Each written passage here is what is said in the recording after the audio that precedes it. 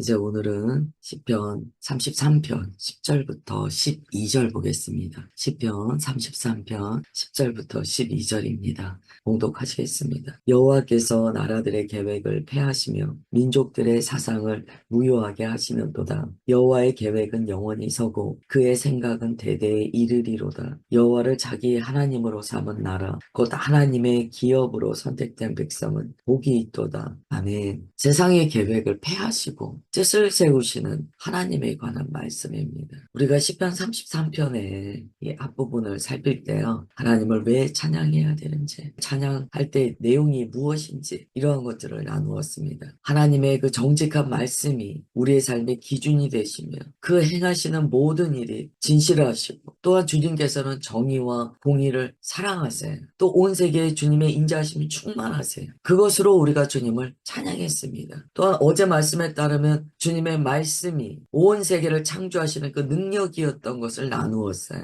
그래서 우리는 주님의 그 말씀의 정직함과 그 위대한 능력으로 인하여서 주님을 경외한다라고 고백했습니다. 지금 읽은 10절부터 12절까지의 말씀은요. 이러한 창조자 하나님의 전능하신 그 통치권, 하나님의 그 다스리심이 이 만물, 만상뿐만이 아니고 인간의 모든 역사, 나라, 민족의 계획에까지 미친다는 거예요. 우주 만물 가운데만 주님의 능력이 나타나는 것이 아니고 역사는 흐른다고 이야기하잖아요. 그 시간을 초월하여 모든 인간의 역사 안에 또한 모든 나라와 민족의 계획 안에 진리의 말씀이 통치하고 계신다는 거예요. 여러분 세계사를 한번 생각해 보십시오. 세계사에 여러 일들이 있었습니다. 그 세계사가요 주님의 역사라는 거예요. 그래서 우리가 히스토리 하잖아요. 그의 이야기 거기에 대해서 이야기합니다. 하나님께서 모든 것을 통치하고 계신다. 그렇다면 우리의 삶은 어떻겠습니까?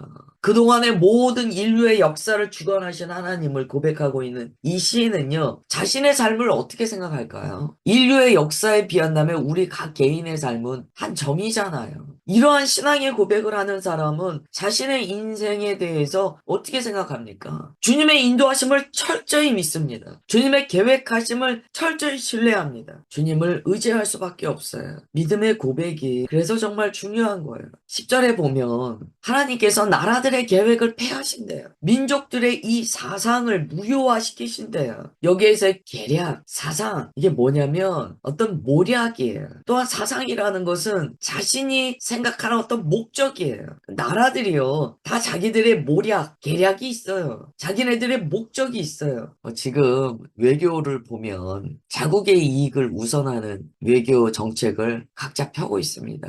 그게 뭡니까? 나라와 민족이 계략과 사상으로 통치하려고 하는 거예요. 또 힘 있는 경우에는 그것으로 다른 나라를 통치하려고 하는 거예요. 그러나 33편 10절에 따르면 주님께서 말씀하세요.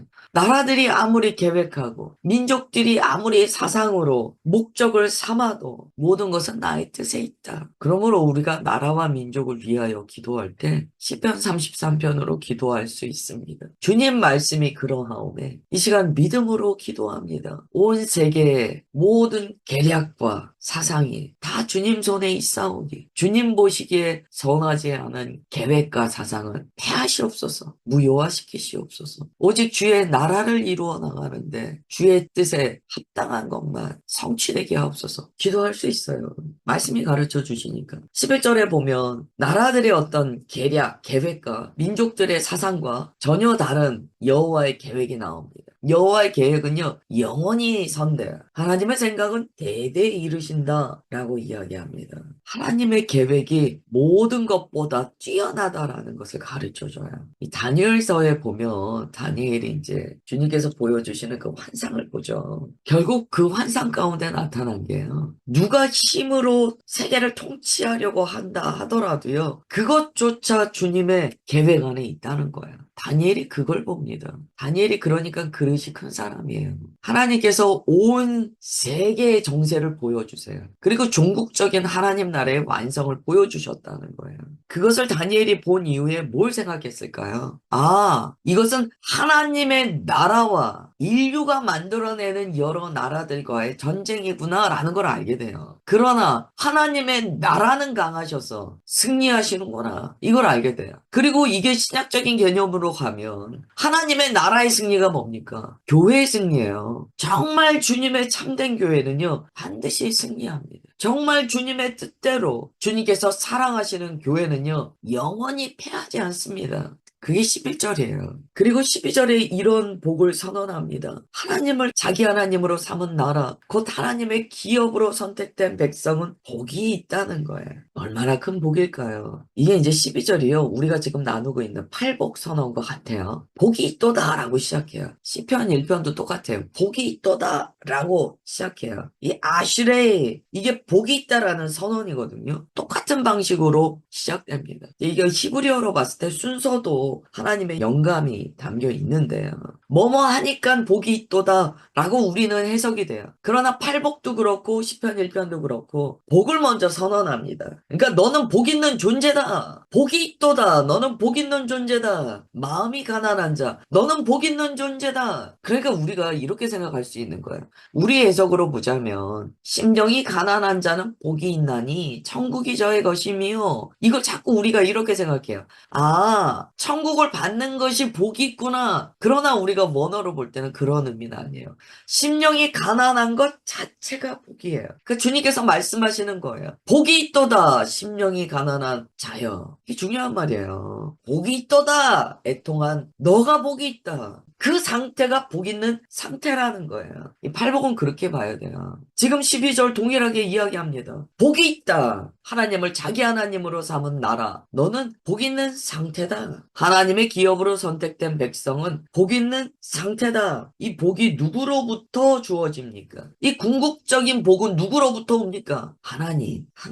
오직 하나님께 복이 있다는 거예요. 그러면 에덴 동산에서 우리가 쫓겨났을 때 무슨 상태가 되는지 명확히 알게 됩니다. 우리는 복이 없는 상태가 되었어요. 그러면 팔복이 이해되는 거예요. 왜 팔복이 천국 백성의 헌장이 됩니까? 복이 있다고 선언하시잖아요. 에덴 동산에서 나올 때 복이 없어졌어요. 우리는 복과 단절됐어요. 하나님과 관계가 끊어졌기 때문에. 그러니까 사람이 계속 이 결핍이 있잖아요. 복이 있다가 뺏기면, 여러분, 있다 뺏기면 사람은 그걸 추구하게 되어 있습니다. 있었잖아요. 아예 없었으면 안 찾아요. 우리가 복 있는 자들이었잖아요. 근데 그 복이 하나님과의 관계 단절을 통하여서 없어졌어요. 그러면 사람 안에 근원적으로 무슨 소망이 있을까요? 복을 얻고 싶은 거예요. 우리가 기억하는 거예요. 우리의 존재가 기억하는 거예요. 에덴 동산에서는 복이 있었는데, 그러면 그 복을 어떻게 추구해야 됩니까? 하나님과의 관계가 다시 소통되고 하나님과 친밀한 관계에 들어감으로써 그 복을 추구해야 되는데, 사람의 죄성이 어떻게 합니까? 하나님과 복을 연관짓지 않아요.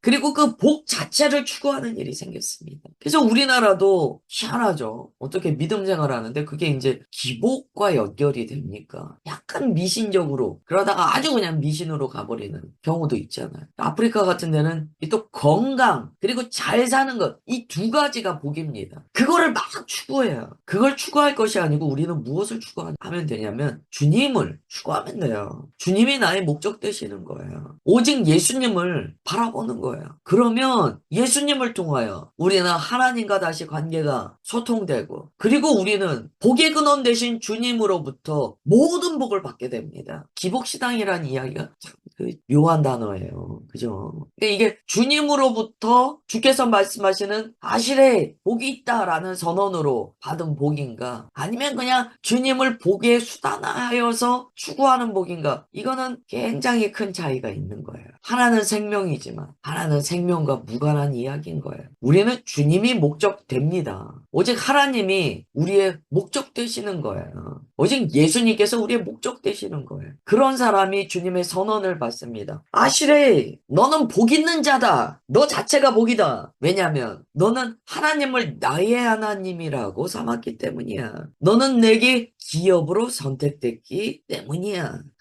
하나님은요, 우리를요, 특별한 소유를 기억을 삼으세요. 우리 어제 수요일날 기름 부으심에 대해서 나눴는데 이 어노인팅 구약으로 보면 관유예요. 관유를 바릅니다. 근데 주님께서 어떻게 바르시냐면 주님께서 선택한 자에게 그 관유를 붓도록 하셨어요. 하나님의 기업으로 선택됐다는 것은요. 주님의 기름 부으심이 임했다는 거예요. 그 기름 부으심은 두 가지 의미가 있었어요.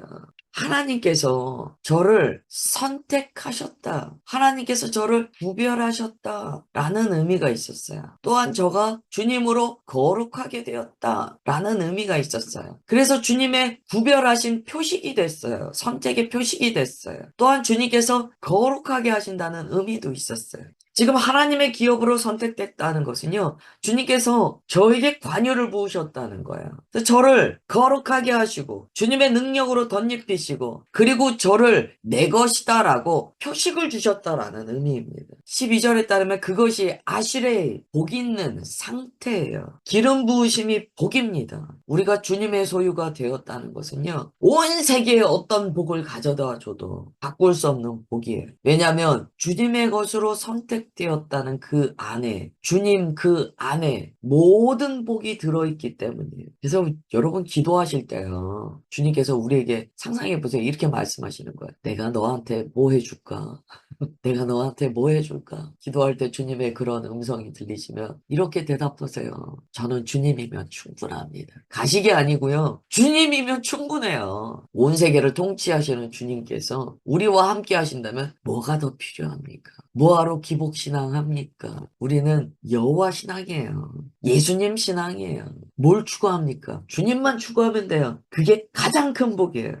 다음에 13절부터 19절까지 보겠습니다. 여호와께서 하늘에서 굽어보사 모든 인생을 살피시며 곧 그가 거하시는 곳에서 세상의 모든 거민들을 굽어 살피시는도다. 그는 그들 모두의 마음을 지으시며 그들이 하는 일을 굽어 살피시는 이로다. 많은 군대로 구원 얻은 왕이 없으며 용사가 힘이 세어도 스스로 구원하지 못하는도다. 구원하는 데에 군마는 헛되며 군대가 많다 하여도 능히 구하지 못하는도다. 여호와는 그를 경외하는 자, 곧 그의 인자하심을 바라는 자를 살피사 그들의 영혼을 사망에서 건지시며 그들이 굶주릴 때에 그들을 살리시는도다. 아멘. 하나님께서 모든 것을 아세요. 그리고 주님께서 구원하세요. 그 모든 주님의 역사에는요, 하나님께서 보신다. 하나님의 눈, 하나님의 바라보심이 담겨 있어요. 그래서 우리가 주님께서 우리를 바라보시는 것이 큰 복이에요. 주님께서 우리를 주목하여 보시는 것이 큰 복이에요. 어떨 때 이런 느낌을 갖게 될 때가 있어요. 아, 주님께서 나를 주목하시네? 항상 우리를 보시지만 주님께서 우리를 주목하신다라고 생각이 들 때가 있어요. 그거는 뭔가 주님의 이유가 있으신 거죠. 뜻이 있으신 거죠. 지금 13절, 14절, 15절 보시면 주님께서 딱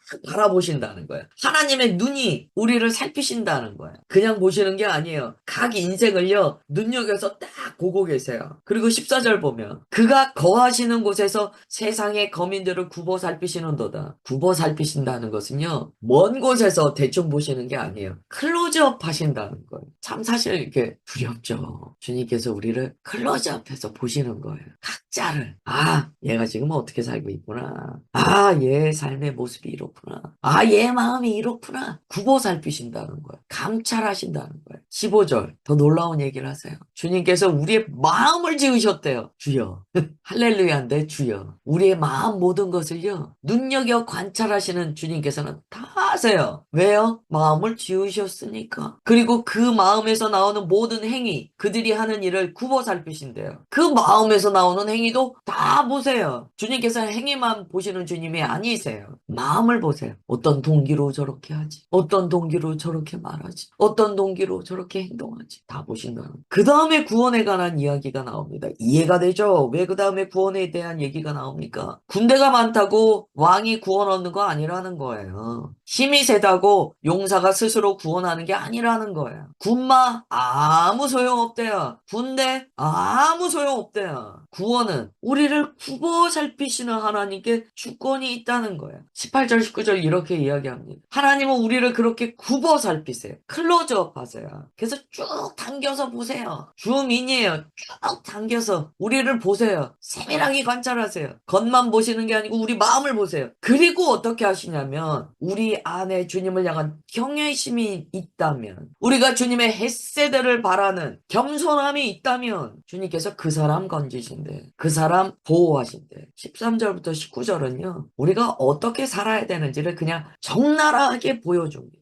적나라하게 보여줘요. 이게 지금 우리가 주님을 찬양하는 이유예요. 우리가 믿는 하나님이 누구이신가를 알려줘요. 그러므로 우리가 찬양할 때 어떻게 합니까? 우리 어제 나눴어요. 제단과 성전 사이에 물두멍이 있었어요. 정결의 자리가 있었어요. 우리의 마음을 씻는 거예요. 죄 사함 받았다고 나 구원 받았네. 너 구원 받았네. 우리 구원 받았네. 할렐루야! 그리고 자기 마음을 정결하게 안 하는 신앙생활은 어리석은 거예요. 자기 마음을 씻어야죠. 마음을 창조하신 주께서 우리의 마음을 감찰하시오매. 오늘도 저의 마음을 물두멍에 비춰보아 깨달으면 주님의 거룩한 말씀의 물로 씻나이다. 예수 그리스도의 보혈로 나의 양심을 청결하게 하나이다. 이 아침에 주님께서 창조하신 마음이 깨끗함을 입는 저와 여러분 되시길 주 예수님의 이름으로 축원합니다. 기도합니다. 하나님 아버지, 주님의 놀라우신 능력의 말씀을 주심을 감사드립니다. 하나님, 우리는 자기 힘으로는 인생의 그 어떤 한 자락도 살아낼 수 없는 무능하고 무지하며